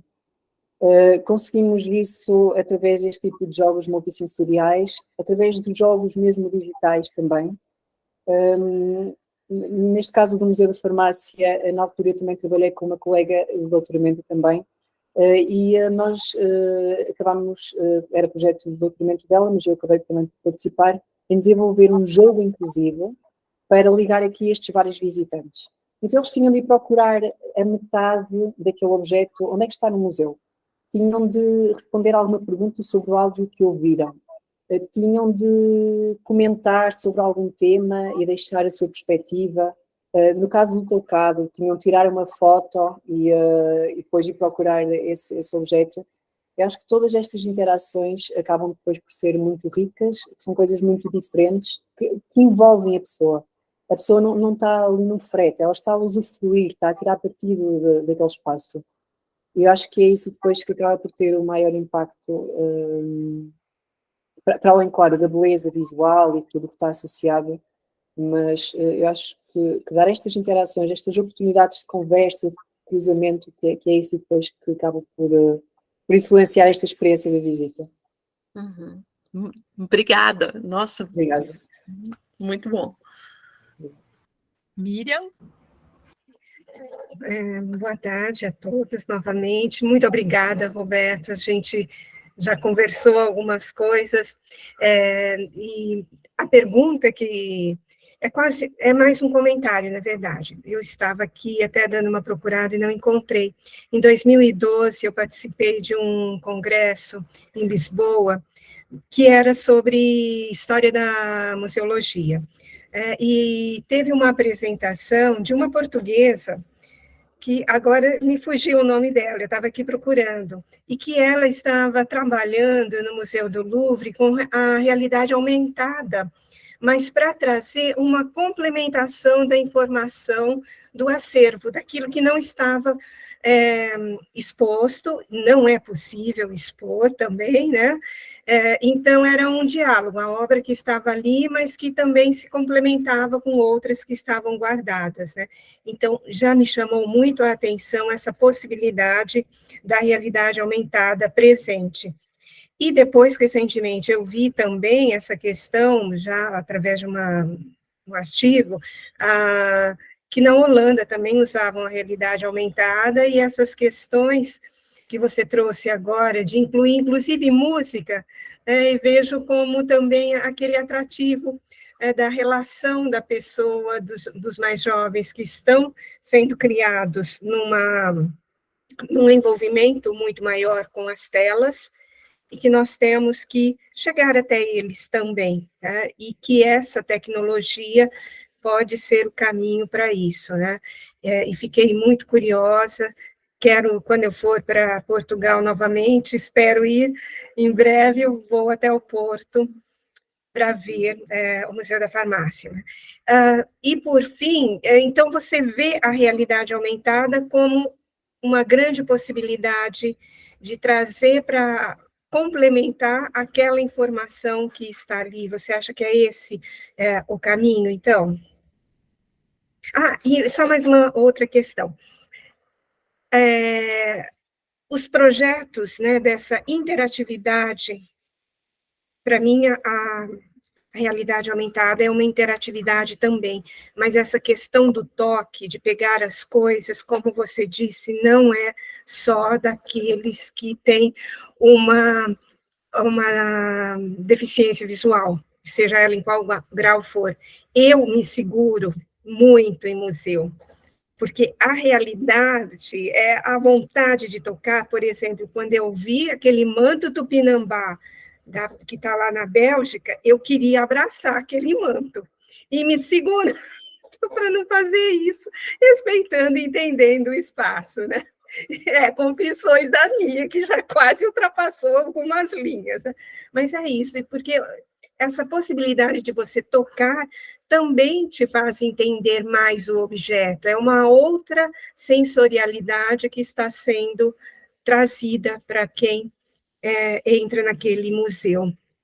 Então, é um comentário também. Sim, obrigada, professora Miriam. Sim, em relação ao toque, é interessante porque eu recordo-me quando comecei a explorar esta questão, ainda no doutorado, de multissensorial, comecei a ler muita coisa fora aqui da minha área de mais de design de interação, e foi mesmo ver um bocadinho a disciplina de museologia e de história, e aquilo que eu percebi é que, inicialmente, os museus, eles eram abertos ao toque. Temos aquela questão das múmias, em que as pessoas podiam explorar. Depois começou-se a vandalizar muito desse acervo e foi aí que começaram a aparecer estas restrições. Eu considero que realmente a parte multissensorial pode trazer aqui novas camadas, como já referi, que as pessoas não estão à espera, e pode ser, de certa forma, pode ajudar a complementar. Mas também temos de pensar até que ponto é que este tipo de experiências complementam.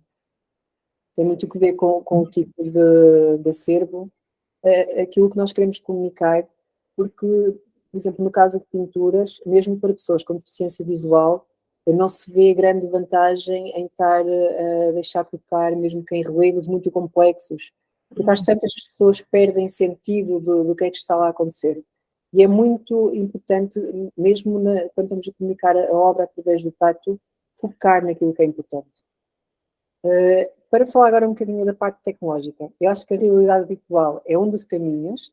Existem várias tecnologias que são possíveis de ser exploradas e lá está. Eu acho que é muito uma questão de tentar perceber aquilo que nós queremos transmitir e também quem é que é o nosso público. Porque nós temos de nos lembrar, quando estamos a trabalhar em museus, e lá está, como a professora Miriam me referiu, que das camadas mais jovens, e que nós, no campo dos museus, estamos a competir com a indústria do entretenimento, de certa forma. Que eles estão as pessoas estão cada vez mais focadas no ecrã, seja a ver filmes, seja a ver séries, seja a ver aquilo que for, e é tempo que está a ser consumido. E nós temos de começar a pensar na tecnologia muito nessa ótica também de, para além de oferecer camadas extra de informação, que depois podem ser trabalhadas também de acordo com o público, de conseguir cativar e limpar esta imagem que os museus são sítios mortos, que há muitas vezes, não é? São sítios estáticos, que não evoluem, que têm lá peças já há centenas de anos e que não se sai daquilo. Por isso eu acho que a tecnologia é mesmo um caminho para isso, e a realidade aumentada pode auxiliar em muita coisa. Muita. Okay. Obrigada. Obrigada. Pessoal, eu entrei na fila para falar e eu anotei algumas coisas. Algumas coisas são reflexões que eu quero compartilhar com os integrantes do projeto a partir das inspirações que você nos trouxe, Roberto. Nós te dissemos desde a primeira vez que a sua palestra seria de caráter inspiracional, e eu acredito que isso está plenamente atingido, né? Acho que todos aqui estão muito inspirados. E tem algumas coisas que as meninas escreveram no chat sobre a nossa realidade dos museus aqui no Espírito Santo. É uma realidade muito precária. E nós comentamos com você isso, Roberto, e você conheceu museus brasileiros também, alguns muito precários e outros muito financiados, né, com muitos recursos. É uma realidade muito desigual. E eu quero dizer para meus colegas, os estudantes, né, que eu vou chamar aqui de meus parceiros, porque eu não sou especialista em museus, tampouco a Miriam é especialista em museus, e a gente está se autoeducando com a ajuda de vocês, do Aurélio, da Karine, do Roberto, do Sérgio, que veio nos dar uma palestra na segunda-feira. É maravilhosa essa oportunidade que vocês estão nos dando. O projeto é nosso, mas vocês são autores aí de falas muito incríveis para nós. E eu quero dizer para o pessoal do projeto que, na verdade, é uma sorte danada que nós estamos num estado precário e numa universidade precária em termos de museu, porque a gente tem uma chance histórica de fazer as coisas a partir do zero. E isso é muito bom, pessoal. A gente não tem nada, portanto, a gente pode fazer muita coisa inovadora a partir desse nada, a partir dessa precariedade. Então, eu estou tentando mostrar o lado bom de uma situação ruim, né? E que, assim, eu espero que vocês se contagiem com isso. Embora a gente a gente pode dizer que estamos inaugurando aqui o movimento do No Budget Museum, porque nós não temos orçamento ainda. Então, a gente precisa se conformar um pouco com essa condição. E existe no mundo, né, um movimento do No Budget Science, então não estamos sozinhos, né? A gente tem que se alimentar um pouco do nosso otimismo e dos nossos olhos brilhando para que uma hora a gente tenha orçamento. Isso vai acontecer, pessoal. Renovadores pobres de museus, é o que nós somos nesse momento. A segunda coisa que eu quero comentar é que o museu, para mim, está sendo uma instituição fabulosa de pensar e atuar, porque o museu, segundo eu estou compreendendo cada vez mais, ele é uma instituição onde realmente se encontram as ciências humanas, as ciências exatas, as tecnologias. É um encontro do conhecimento na prática voltado para o mundo, voltado para todas as pessoas. Então, eu acho que o museu é uma realização uma realização civilizacional humana, tanto no sentido de partilha do conhecimento, quanto no sentido dele ser uma oportunidade da gente fazer projeto com pessoas de muitas áreas e poder conversar. Então, nós temos aqui o Flávio, que é da tecnologia, os estudantes do CT que estão aqui, nós que somos um pouco do design, um pouco das artes, e a gente vai aprendendo uns com os outros. Isso é maravilhoso, pessoal. Apesar das dificuldades, o pessoal sabe que eu estava angustiada ontem, porque nós não temos um laboratório aqui, Roberto. Nós não temos orçamento, nós não temos laboratório. É tudo temporário, né? Mas isso dá muita angústia. Então, agora eu tô, de certa maneira, invertendo a minha angústia em alegria, né? A outra coisa que eu queria comentar é que as coisas que você nos disse no início da tua palestra e os 6 pontos finais são 6 pontos de ouro para mim, maravilhosos, porque eles são um resumo da nossa postura projetual, do que deve ser a nossa postura projetual, porque eu acredito que é um traço humano, o tal do narcisismo. E a gente tem uma tentação muito grande de fazer projetos que a gente gostaria de usufruir, né? Então a gente corre um risco muito grande de projetar para a gente mesmo. A gente se projeta e daí projeta para essa projeção. E isso é um grande erro, né? E a tua palestra, ela veio reafirmar isso, a necessidade da gente sair da nossa condição, como bem disse a Marina, né? Quem critica as novas tecnologias não tem problema de acessibilidade. Então, é muito importante isso, a gente sair da nossa condição individual e da nossa expectativa individual e ampliar a nossa perspectiva, né? Sair do centro. E a tua palestra, ela foi muito luminosa nesse sentido. Eu queria que você comentasse, Roberto, o que você, né, se você tiver algum comentário para fazer sobre a questão do orçamento, porque os projetos que você mostrou, eles não são projetos amadores, eles são projetos que certamente tiveram custos bastante vultuosos, eu acredito, né? E eu queria que você comentasse algo a respeito. Não sei se você teve acesso a isso, mas se você tiver algo para comentar, eu gostaria de ouvir. E no mais, eu quero agradecer demais, mais uma vez, e quero alertar Ludmila. Ludmila, você está aí? Só para você colocar teu e-mail na planilha que eu coloquei, só estou aproveitando o meu microfone aberto para falar isso para você, tá bom, querida? Para a gente emitir um certificado e te mandar por e-mail depois. Não sei se acho que a Ludmila já saiu, inclusive. Mas, enfim, Roberto, muito obrigada. Agora eu vou fechar meu microfone para a gente te escutar. Obrigada, professora Ana Cláudia. Eu vou começar por referir que aquilo que nós já chegámos a falar em particular, a realidade dos museus, existe muito esta ideia romantizada que a Europa tem museus super desenvolvidos, os Estados Unidos também. Eu já estive também nos Estados Unidos e havia a mesma realidade aqui na Europa. Temos museus muito bons, sim.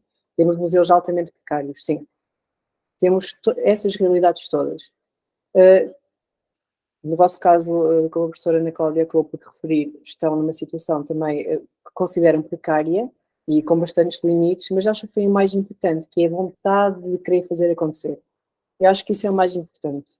E eu também gosto de pensar sempre, quando nós temos limitações, isto mesmo na parte de design e parte criativa, acabamos por chegar a coisas novas, coisas mais inovadoras. Ou seja, a partir do momento em que nós estamos limitados, nós temos de sair daquela caixa e as ideias começam a disparar. Eu acho que as limitações, muitas vezes, aquilo que acaba por nos constranger é o que dá origem, se calhar, a coisas novas e que fazem avançar, seja áreas de conhecimento, seja mesmo experiências de visita em museus, seja aquilo que for. Eu acho que é mesmo uma questão de olhar, se calhar, por outra perspectiva e perceber, ok, nós temos uma equipa, vocês têm uma equipa gigante, muita gente, pelo que eu estou a perceber, muita gente interessada em querer fazer acontecer. Claro que dinheiro é necessário, claro que sim, mas há coisas que nós conseguimos fazer acontecer sem esse suporte financeiro. No caso do projeto do Museu das Minas do Metal, ele começou com orçamento zero. Eu posso dizer que o orçamento foi zero mesmo.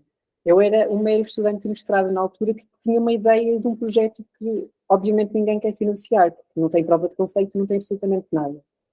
Na altura, e graças a Deus, a doutora Helena Mourão, que era a diretora, ela disse, ok, Roberto tem a sua ideia, nós vamos pagar aqui a concessão do expositor. Foi irrisório, mas foi um apoio que eu sentia que era necessário para ir mais para a frente com o projeto. Pois claro, a partir do momento em que nós já temos uma ideia, temos coisas bem testadas, sabemos a direção, aí foi fácil conseguir quem nos apoiasse, neste caso o Ibermuseus. Porque nós enviámos projeto, orçamentos, espaço, onde é que iam ficar as coisas, nós tínhamos tudo pronto, faltava lá estar, era conseguir esse orçamento. e há várias instituições que servem mesmo para apoiar esse tipo de projetos. Acho que é mesmo uma questão de pesquisar e acreditar, e ter essa vontade de fazer acontecer. Depois, no caso da tecnologia, e eu falo muito de tecnologia por ser a minha área, a tecnologia, hoje em dia, há coisas que não têm custos. Temos custo com pessoas para desenvolver, claro está, mas no caso, por exemplo, se utilizarmos aqui trabalhos que estudantes possam desenvolver para os seus projetos de mestrado, para unidades curriculares, isso faz-se muito aqui em Portugal, é uma realidade. Mesmo os estudantes de doutoramento, cada um desenvolve uma parte e no fim temos assim um projeto gigante. Dar alguns exemplos. QR Codes não tem custo nenhum. Ok, nós vamos ter de produzir conteúdo de áudio, vídeo. Temos ferramentas de edição online gratuitas. É mesmo uma questão de perder tempo. Há aqui muita gente do design, tenho certeza que tem esse bom senso de estética, de sequência, de edição mesmo de imagem e de áudio, que pode produzir conteúdo. A questão do áudio também é a mesma coisa. Através de QR Code conseguimos facilmente levar para lá. No caso em que a professora Miriam falou de realidade aumentada, existem hoje em dia, não vou dizer milhões, porque se calhar é um exagero, mas várias centenas de aplicações gratuitas para a utilização de realidade aumentada. Esta que eu vos apresentei chama-se Metaverse, ela é completamente gratuita. Requer, claro está, que o visitante ou o espaço tenha um dispositivo móvel para conseguir aceder, mas tudo o que está por trás do design da experiência digital é gratuito. Nós conseguimos também, se for necessário, baixar modelos tridimensionais de plataformas gratuitas, tais como aquela que eu falei. Conseguimos criar nossos modelos tridimensionais de forma gratuita. Hoje em dia acho que a tecnologia abre aqui um leque e é impressionante, acho que é mesmo impossível acompanhar tudo isto que está a acontecer. Porque, por acaso, ainda foi ontem exatamente, estava a preparar uma aula e deparei-me com uma tecnologia, uma aplicação nova. Se eu tivesse conhecido há 2 anos atrás, eu tinha poupado vários meses do meu doutoramento, do meu doutorado, que é a parte de replicação de peças de objeto. Eles simplesmente, com o dispositivo móvel, fazem a replicação, em poucos segundos está feita.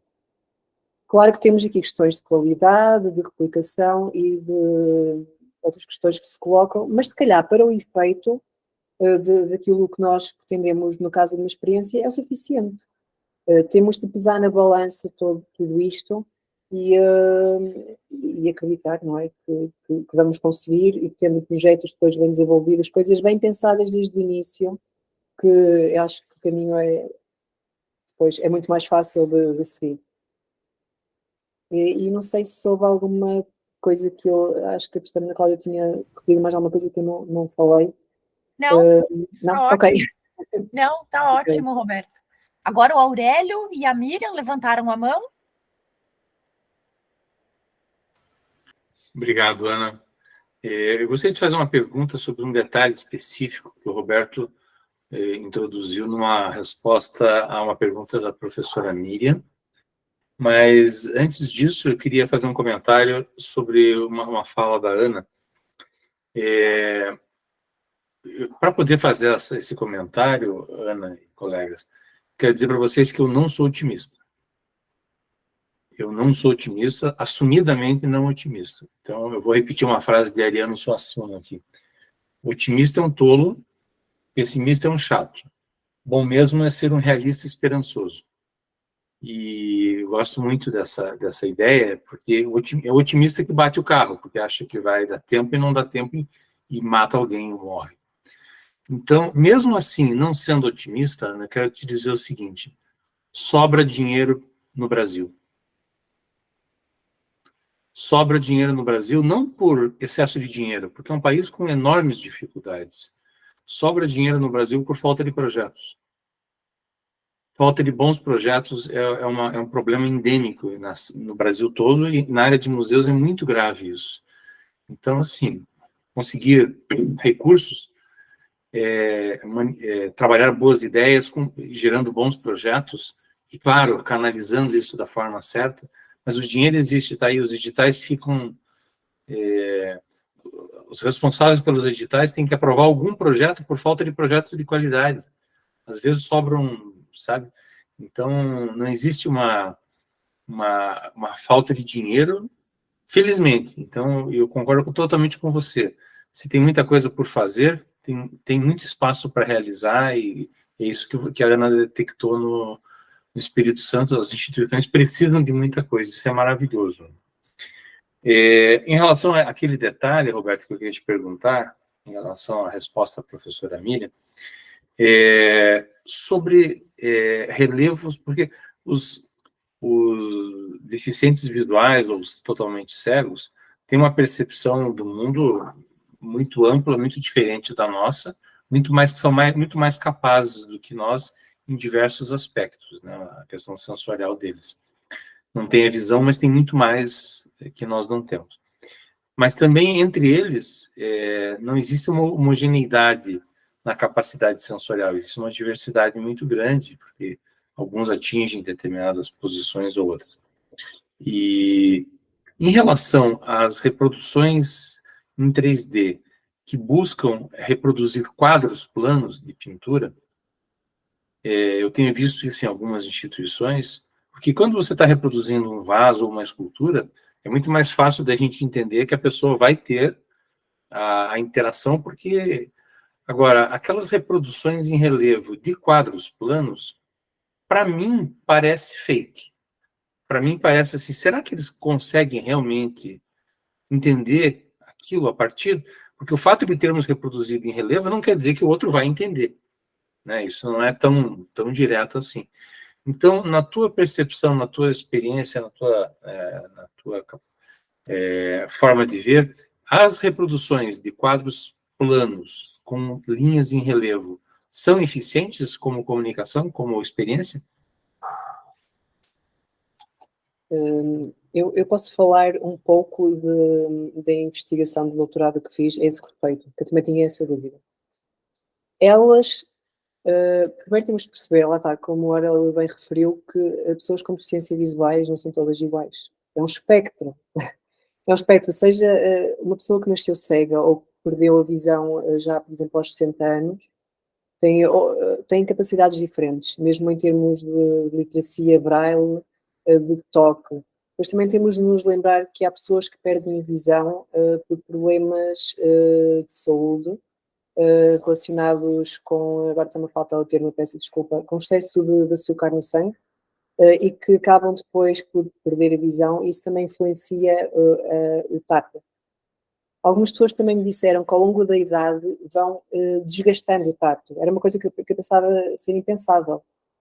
E disseram-me que, ok, o meu tato já está gasto, já não consigo. Eu tenho duas opiniões diferentes no caso dos relevos, no caso da interpretação de imagens em 2.5D, que acaba por ser o relevo. Se forem coisas muito complexas, o feedback que eu tenho é que não. Ninguém tira nada daquilo, a não ser que estejam acompanhados, seja por alguém ou por suporte multimédia que vá explicando ponto por ponto e passo a passo como explorar. Aquilo das informações que eu recolhi, e também que foi feito no caso do Museu da Farmácia, naquele relevo, e no caso da exposição na reitoria, foi simplificar ao máximo aquele relevo. Aquilo que eu já disse, pegar numa pintura, o que é importante destacar daqui? E pegar só naqueles elementos. Há também um projeto muito interessante aqui no Museu da Santa Casa da Misericórdia do Porto, que é o Museu de Arte Sacra, e eles fazem a interpretação em relevo de um quadro, que é a obra-prima do museu. Eles fazem isso em 4 momentos distintos. Ou seja, eles vão treinando o visitante a explorar aquela peça. Eles começam, eu vou dizer assim à sorte, porque já não sei a sequência, mas começam, por exemplo, pelo céu e pelo chão, explicam aquele relevo, significa o céu, este significa o chão, este significa a água. Passa-se para outra camada, que já tem esses presentes, e introduz-se mais uma nova camada de informação e diz: aqui está o corpo de Jesus na cruz, que era o caso. Passa-se para outra camada aqui está o sangue dos Jesus a escorrer, outra camada, aqui está o público. De certa forma, acaba-se também por contar uma história, recorrendo aqui ao tacto e a estas capacidades de treinamento que as pessoas também vão ter. Por isso eu diria que nem sim nem não. Depende muito daquilo que eu estudei. O meu conselho é mesmo simplificar ao máximo para deixar informação importante. Por exemplo, no caso da Mona Lisa, há informação visual, toda visual, mas representações que fazem é sempre tudo a cara, muito centrado no sorriso e no ambiente por trás. E acho que é mesmo isso de focar essa informação tátil no que interessa a explorar dentro do quadro. E só mais um apontamento, porque nós, enquanto espectadores, enquanto pessoas normovisuais, olhar para um quadro, também precisamos dessa descodificação da informação. Precisamos também de ser treinados naquela interpretação. E isso pode ser feito, lá está, por camadas. Isso é muito nesse sentido a informação que eu tenho. Não sei se respondi. Respondeu, e esse exemplo do Museu de Arte Sacra que você citou, seriam, então, relevos sequenciais, mostrando na prática, assim, são relevos sequenciais, 4 ou 5 relevos, mostrando passo a passo, é isso? Sim, é mesmo isso. Eles têm, imaginemos um paralelepípedo, em que a pessoa começa numa face, depois sabe que tem de ir para outra face, depois para outra, depois para outra. Portanto, começa na parte mais simples, quando chegar à outra face, está de frente para o quadro, mas já tem ali a exploração completa da obra. Já teve essa explicação prévia para conseguir compreender tudo depois. E eles aí não trabalham com áudio, é só com a questão do toque e tem a legendagem em braille para a pessoa conseguir interpretar. Ok, obrigado. Miriam, eu vou passar a palavra para você, mas eu vou lembrar a todos e todas para a gente começar a encerrar, porque o Roberto já trabalhou bastante hoje e se a gente continuar, vai virar um relacionamento abusivo. Sim, não, é bem Nós rápido. não queremos. É a última coisa que eu quero perguntar, e está relacionada a um comentário que ele fez antes de responder ao Aurélio, que é a respeito dos softwares e dos programas que estão disponíveis. Você trabalha com a premissa de que os programas devem ser livres, de livre acesso? Porque eu fico pensando que é sempre melhor trabalhar com esses programas para não ficarmos reféns das empresas que vendem os produtos, se elas resolvem encerrar e esse tipo de questão. Então, você acha importante ter a questão de ser um software de livre acesso, por exemplo, ou de licença aberta como uma premissa? Sim, obrigada pela questão. E essa é uma questão também que me é muito particular. Eu não referi, mas no caso do Museu da Farmácia, aquela exposição acabou também por ganhar um prémio, que foi, neste caso, nacional, e nesse caso, uma das condições era usar software aberto. Portanto, tudo o que eu desenvolvi foi com software e mesmo hardware open source. Eu trabalhei com o Arduino, que é um microcontrolador open source. Trabalhei com software deles de acesso gratuito. Procurei sempre trabalhar com esse tipo de software. E como disse a professora Miriam, para não ficar refém. Claro que em alguns casos esse software tem algumas limitações, e no caso da replicação em 3D na altura, daquilo que eu estudei, tinha algumas limitações em relação ao detalhe que eu queria dar à peça por causa da exploração do toque. Nesse caso eu trabalhei com software pago, mas foi aquilo que eu disse. Eu apresentei o meu projeto a uma empresa, chama-se Agisoft, LLC, se não estou em erro, que é uma empresa russa. Na altura eu era um estudante de doutoramento, eu não tinha nada a perder. Eu entrei em contacto com eles e expliquei-lhes, eu estou a desenvolver este projeto e para fins académicos, vai dar nesta exposição, vocês poderiam, por favor, dar-me aqui de forma mesmo gratuita, uma licença para a utilização do vosso software para este fim durante X tempo? E eles ouviram o projeto e disseram que sim, felizmente.